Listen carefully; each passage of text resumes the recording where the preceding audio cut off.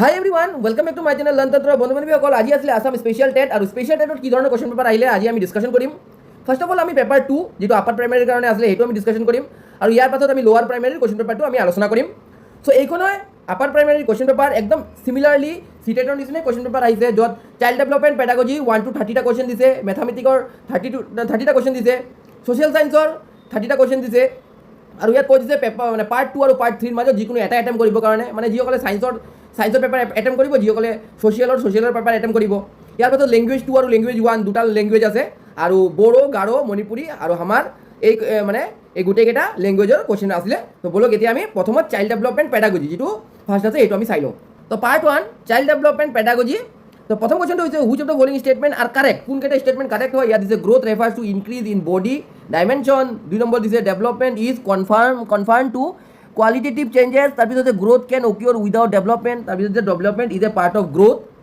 আৰু ইয়াত আমি চাই আছোঁ যে অপশ্যন নম্বৰ যিটো 2 আছে development is confine to qualitative changes so' qualitative চেঞ্জেছটো কনফাইন নাথাকে কোৱান্টিটেটিভ আৰু কোৱালিটেটিভ দুই ধৰণৰ চেঞ্জেছ থাকে ডেভেলপমেণ্টত আৰু অপশ্যন নম্বৰ যিটো 4 আছে যিটো development is a part of growth তাতো এটা প্ৰব্লেম আছে development is a part of growth নহয় গ্ৰোথ এটা পাৰ্ট হয় ডেভেলপমেণ্টৰ তো এই কুৱেশ্যনটোত যিটো এটা মানে অপশ্যনৰ প্ৰব্লেম আছে সেইকাৰণে মানে আমি অপশ্যন নম্বৰ 4টো ধৰিছোঁ তথাপিও মানে ইয়াত যেহেতু কাৰেক্ট মানে অপশ্যন নাই ইয়াত কাৰেক্ট অপশ্যন নথকাৰ কাৰণে আমি অপশ্যন নম্বৰ 4টো ধৰিছোঁ একৰ্ডিং টু চিটুৱেশ্যনৰ ওপৰত বেছ কৰি ঠিক আছে number 2 Piaget's stage of development and their characteristic are given in column 1 and column 2 respectively match the them and choose them correctly ঠিক আছে তো মেচ কৰিব কৈছে আৰু চুজ কৰিব কৈছে ইয়াত আছে চেঞ্চৰী মটৰ ষ্টেজ ইয়াৰ লগত এইফালে মিলাব কৈছে pre operational stage concrete operational stage formal operational stage তো ইয়াত আমি যিটো চাই আছোঁ আছে সেন্সৰি মটৰ ষ্টেজৰ লগত হৈ গ'ল অবজেক্ট পাৰফৰ্মেঞ্চ তাৰপিছত প্ৰি অপাৰেশ্যনেল ষ্টেজ ঠিক আছে প্ৰি অপাৰেশ্যনেল ষ্টেজৰ লগত যাব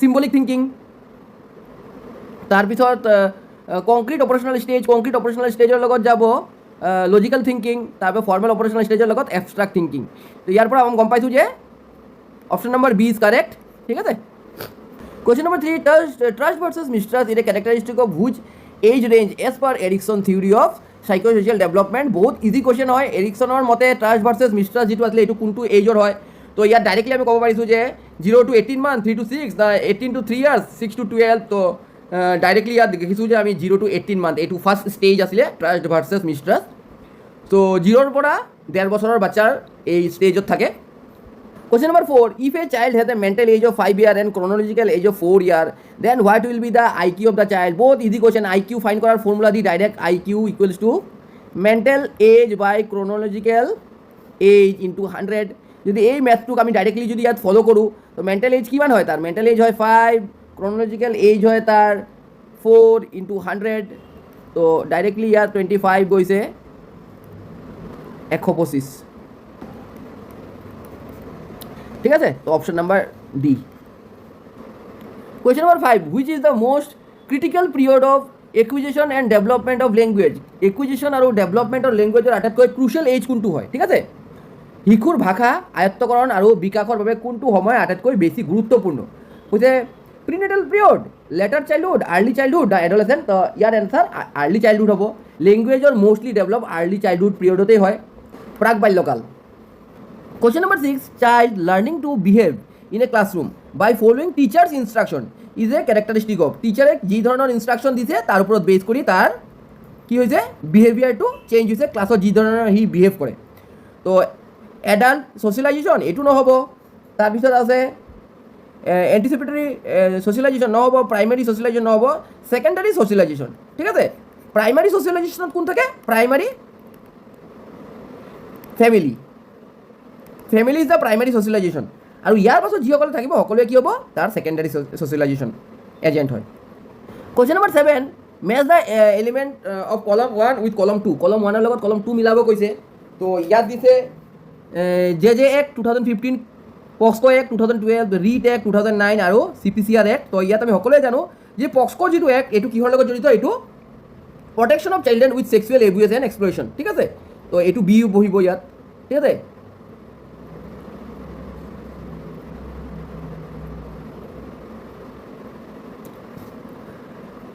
তাৰপিছত ইয়াত আছে ৰিট এক্ট এইটো বহিব ইয়াত চি এ আছে জে এক্ট জে এক্ট বহিব protect child in conflict with law in needed of care, ঠিক আছে, এইটো বহিব ইয়াত এ, আৰু ডি বহিব গৈ 1ত। তো ইয়াত আমি চাব পাৰিছোঁ এইটো কাৰেক্ট ফৰ্ম হয়। Question number 8, orderly and progressive changes in child due to maturation and experience. Due to যেতিয়া বাচ্চাৰ মেচুৰেশ্যন হ'ব আৰু এক্সপিৰিয়েঞ্চ সি পাব, সেই ধৰণৰ চেঞ্জেছক কি কোৱা হয়, ঠিক আছে। তো মেণ্টেল চেঞ্জেছ কোৱা হয় নহয়, গ্ৰ'থো কোৱা নহয়, ফিজিকেল চেঞ্জো কোৱা নহ'ব, ডেভেলপমেণ্ট কোৱা হ'ব। অভাৰঅল যিটো চেঞ্জেছ হ'ব এইটো ডেভেলপমেণ্ট বুলি ক'ব, বিকাশ। Question number 9, which one of the following is an objective test of personality? তো অবজেক্টিভ টেষ্ট কি হয়, রোসাস টেষ্ট না thematic apperception test, Minnesota multiphasic personality test inventory না ড্ৰয়ে পাৰ্চন টেষ্ট। বহুত ইম্পৰ্টেণ্ট হয় পাৰ্চনেলিটি টেষ্ট, আপোনালোকে যিসকলে চোৱা নাই ভালদৰে চাই ল'ব আপকামিং চিটেড পৰীক্ষাৰ কাৰণে। আৰু এইটোৰ কাৰেক্ট আনচাৰ হ'ব যিটো পাৰ্চনেলিটি টেষ্ট হয় এইটো হ'ব অপশ্যন নম্বৰ চি, ঠিক আছে, Minnesota multiphasic personality inventory MMPI test. Question number 10, which one is not Sheldon's classification of personality based on anatomy? তো এনাটমিৰ ওপৰত বেছ কৰি কোনটো ক্লাছিফিকেশ্যন নাছিলে চেলডমৰ, তো ইয়াত এণ্ডোমৰ্ফিক, মেছ'মৰ্ফিক আৰু এক্টোমৰ্ফিক এইটো চেলডমৰ আছিলে, আৰু যে ফ্লেগমেটিক এইটো কাৰ আছিলে, এইটো হিপক্ৰেটছৰ আছিলে, ঠিক আছে। তো পাৰ্চনেলিটিৰ দুটা ভাগ আছিলে, কোনে কোনে ক্লাছিফিকেশ্যন কৰিছিলে, এটা কৰিছিলে চেলডম আৰু এটা হিপক্ৰেটছ, ঠিক আছে। এই দুটা জনাটো বহুত important. Question number 11, which one of the following term refer to harmonic development of physical, mental and spiritual capacities of an individual so that the person may adjust properly in the society? বহুত important question হয়। তলৰ কোনটো শব্দ ব্যক্তিৰ শাৰীৰিক, মানসিক আৰু আধ্যাত্মিক গুণৰ সম্বন্ধিত বিকাশ সূচায় যাৰ দ্বাৰা ব্যক্তি এজনে সমাজত সঠিক সমযোজন কৰে? ইয়াৰ যিটো কাৰেক্ট আনচাৰ হ'ব এইটো হ'ব option number B, mental hygiene, ঠিক আছে, মেণ্টেল হাইজিন হ'ব। Question number 12, which of the following is an indirect method? Direct method বুলি নাই কোৱা, ইয়াত ইনডাইৰেক্ট মেথড বুলি কৈছে অফ সাইকোলজিক্যাল এডজাস্টমেন্ট মেকানিজম। তো ইনডাইৰেক্ট যেটো মেথড হয় এইটো আছিলে অপশ্যন নম্বৰ এ, ঠিক আছে, repression. Question number 13, match the theorist with their learning theory. বহুত ইজি, থিওৰি মেচ কৰিব কৈছে লাৰ্ণিং থিওৰিৰ লগত। তো পেভলৰ কি হয়, পেভলো কি আছিলে, পিয়াজেট কি হয়, ভাইগটস্কি কি হয় আৰু ম্যাসলো কি হয়? তো ইয়াৰ যেটো কাৰেক্ট আনসাৰ হ'ব এইটো হ'ব অপশ্যন নম্বৰ ডি, ঠিক আছে, option number D is the correct. পেভলৰ লগত, পেভলৰ এটা বিহেভিয়াৰিষ্ট আছিলে, পিয়াজেট আছিলে কগনিটিভ, বি যাব ইয়াত, এ আহিব ইয়াত, কনষ্ট্ৰাকটিভিজম, আৰু এভলাম মাছলো হিউমেনিষ্টিক। তো ইয়াৰ পৰা আমি গম পাইছোঁ যে এইটো option number D is correct. Question number 14, which of the following is are effective strategy বা strategies to teach new concept? Presenting example এইটো ঠিক আছে, প্ৰমোটিং থিংকিং এবাউট ৰিলেশ্যনশ্বিপ এইটোও ঠিক আছে। ইয়াত কৈছে giving definition and encouraging student to memorize, এইটো নেগেটিভ ৱাৰ্ড। তো 1 and 2 is correct, so' option A, 1 and 2 only. Question number 15, always giving the girl student in a class the task to clean the classroom indicate. সদায় কি হয়, শ্ৰেণীৰ ছাত্ৰীসকলক কেৱল শ্ৰেণীকোঠা পৰিষ্কাৰ কৰিবলৈ কাম দিয়াটো সূচায়। তো সদায় ছোৱালীক যেতিয়া ক্লাছৰ গাৰ্ল ষ্টুডেণ্টক যেতিয়া ক্লাছৰুমটো চফা কৰিব কোৱা হয়, ইয়াক কি বুলি কোৱা হয়, জেণ্ডাৰ, কাৰেক্ট আনচাৰ হ'ব জেণ্ডাৰ ষ্টেৰিঅ'টাইপ, মানে ছোৱালীয়ে পৰিষ্কাৰ কৰিব ঘৰ, ল'ৰা পৰিষ্কাৰ নকৰে, এইটোক ষ্টেৰিঅ'টাইপ বুলি কোৱা হয়। Question number 16, which article of the Indian constitution prohibits discrimination against any citizen on the ground of sex? তো আৰ্টিকেল 14, আৰ্টিকেল 16(1), আৰ্টিকেল 15(1), আৰ্টিকেল 39, আৰু ইয়াৰ কাৰেক্ট আনচাৰ হ'ব অপশ্যন নম্বৰ বি, ঠিক আছে, আৰ্টিকেল 51 এইটো প্ৰহিবিট কৰে। Question number 17, which of the following is the characteristic of criterion reference test? Characteristic কোনটো হয়, ক্ৰিটেৰিয়ন ৰেফাৰেন্স টেষ্ট। তো option number B is correct. Determining whether the student have master particular content or skill, কোনোবা এটা বিষয়ত masters বা পৰিপক্কতা আহিছে নেকি, এইটো ক্ৰাইটেৰিয়ন ৰেফাৰেন্স টেষ্টৰ আণ্ডাৰত মাপা হয়। তো অপশ্যন নম্বৰ বি কাৰেক্ট। ছাত্ৰ ছাত্ৰীসকলে কোনো এটা বিষয়বস্তু বা কৌশল পাৰদৰ্শী হ'ল নে নাই নিশ্চিত কৰা। Question number 18, evaluation that monitors learning progress is called. Progress কিমান হৈছে, বাঢ়িছে কিমান কিমান লাহে লাহে কৰি, যেতিয়া এইটো কিমান তাৰ উন্নতি হৈছে এইটো ভাবিবৰ কাৰণে কি ক'ব তাক?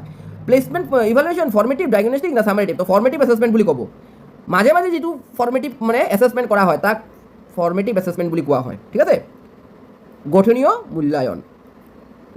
Which of the following is not an objective of inclusion of children with special need in education? কোনটো অবজেক্টিভ নহয় CWSN চিলড্ৰেনৰ? তো নট এন অবজেক্টিভ বুলি কৈছে, প্ৰভাইডিং স্পেচিয়েল এডুকেশ্যন দিব নালাগে।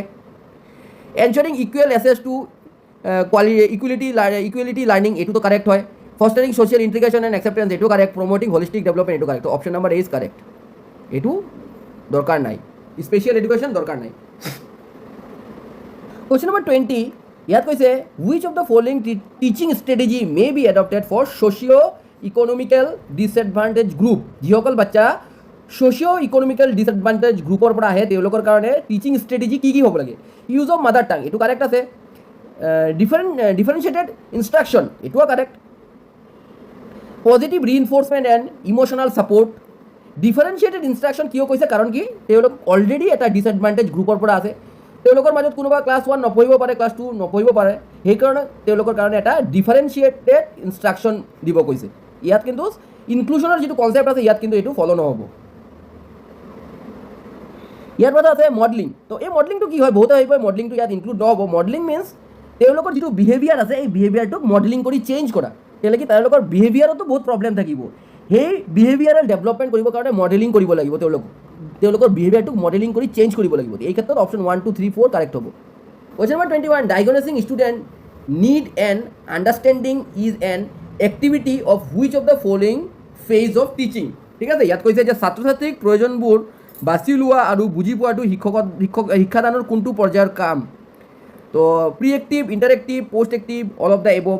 তো টিচাৰে যেতিয়া ষ্টুডেণ্টৰ কি প্ৰব্লেম আছে সেইকেইটা যেতিয়া খুজি ওলাব এইটো কি হ'ব? ইণ্টাৰেক্টিভ ফেজ হ'ব, সক্ৰিয় পৰ্যায়। Question number 22 which of the following represent teacher centre method. Teacher centre কোনটো হয়? লেকচাৰ মেথড, প্ৰজেক্ট মেথড, তাৰপিছতে ডিমনষ্ট্ৰেশ্যন আৰু হিউৰিষ্টিক। ইয়াত আমি দেখিছোঁ যে এই যে লেকচাৰ মেথড এইটো টিচাৰ চেণ্টাৰ আৰু এই যে ডিমনষ্ট্ৰেশ্যন এইটো টিচাৰ চেণ্টাৰ। এই প্ৰজেক্ট মেথড এটা চাইল্ড চেণ্টাৰ মেথড হয় আৰু হিউৰিষ্টিক চাইল্ড চেণ্টাৰ। এই ক্ষেত্ৰত 1 আৰু 3 হ'ব। ঠিক আছে, 1 আৰু 3। অপশ্যন নম্বৰ চি 1 আৰু 3। Question number 23 which of the following is not a component of demonstration skill. যিটো ডিমনষ্ট্ৰেশ্যন স্কিল আছে তলৰ কোনটো প্ৰদৰ্শন কৌশলৰ উপাদান নহয়? অপশ্যন এ আছে relevance to topic, concept, idea, teaching point, adequacy of manipulative skill, generalization, refocusing. তো ইয়াত যিটো ডিমনষ্ট্ৰেশ্যন মেথডৰ লগত কোনটো ৰিলেটেড নহয় এইটো হ'ব অপশ্যন নম্বৰ চি জেনেৰেলাইজেশ্যন। এইটো ৰিলেটেড নহয়, সাধাৰণীকৰণ।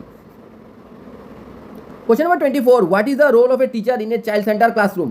তো চাইল্ড চেণ্ট্ৰিক ক্লাছৰুমত টিচাৰৰ ৰোল কি হয়?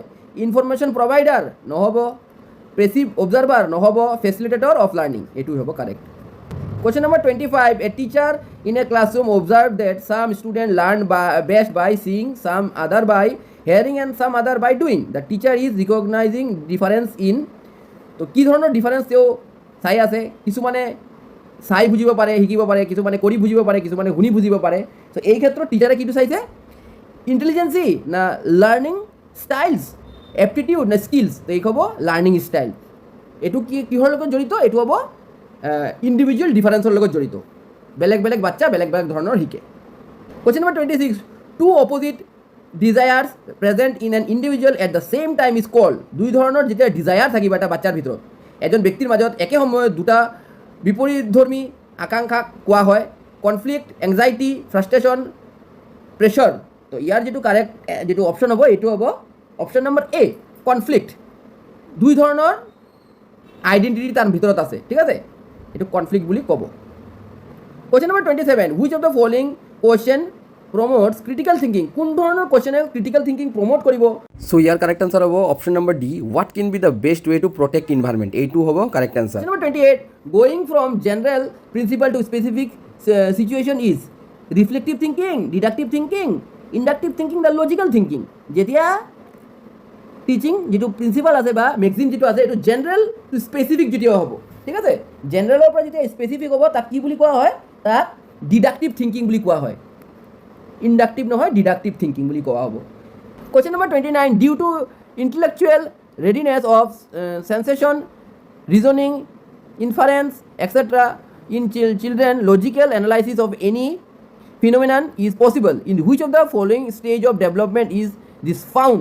Infancy, childhood, adolescent না later childhood? শিশুৰ অনুভূতি, যুক্তি, অনুমান আদিৰ বৌদ্ধিক প্ৰস্তুতিৰ বাবে যিকোনো পৰিঘটনাৰ যুক্তিক বিশ্লেষণ সম্ভৱ বিকাশৰ কোনটো পৰ্যায়ত এইটো পোৱা যায়? চ' ইয়াৰ কাৰেক্ট আনচাৰ হ'ব অপশ্যন নম্বৰ চি এডলেচেণ্ট। এডলেচেণ্ট পিৰিয়ডত এইকেইটা গুণাগুণ হয়। Question number 30. During adolescence, the individual's interpersonal and intrapersonal growth pattern shows their cognitive development and social development respectively, normal development and social development respectively, না social development, cognitive development respectively. ঠিক আছে, তো এই ক্ষেত্রে যেটা কারেক্ট অ্যান্সার হবে এটা হবে option number C, social development and cognitive development respectively. ঠিক আছে, ইন্ডিভিজুয়াল যিটো ইণ্টাৰপাৰ্চনেল এণ্ড ইণ্ট্ৰাপাৰ্চনেল গ্ৰোথ যিটো হ'ব। সো এইটো আছিলে 30টা কুৱেশ্যন আজিৰ স্পেচিয়েল টেটৰ চাইল্ড ডেভেলপমেণ্ট পেডাগজিৰ। আৰু আমি নেক্সট যিটো ভিডিঅ'ত তাত আমি ছ'চিয়েল ছায়েন্সৰ কুৱেশ্যন পেপাৰটো আমি ছল্ভ কৰিম। ইয়াৰ লগে লগে আমি নেক্সট ক্লাছত আমি যিটো ছায়েন্সৰ কুৱেশ্যন পেপাৰ আছে আমি সেইটো ছল্ভ কৰিম। ঠিক আছে, চ' ভিডিঅ'টো যিমান পাৰে শ্বেয়াৰ কৰিব আৰু যিসকলে ফাৰ্ষ্ট টাইম মোৰ চেনেলত ভিডিঅ' চাই আছে চেনেলটোক ছাবস্ক্ৰাইব কৰি যাব। ধন্যবাদ।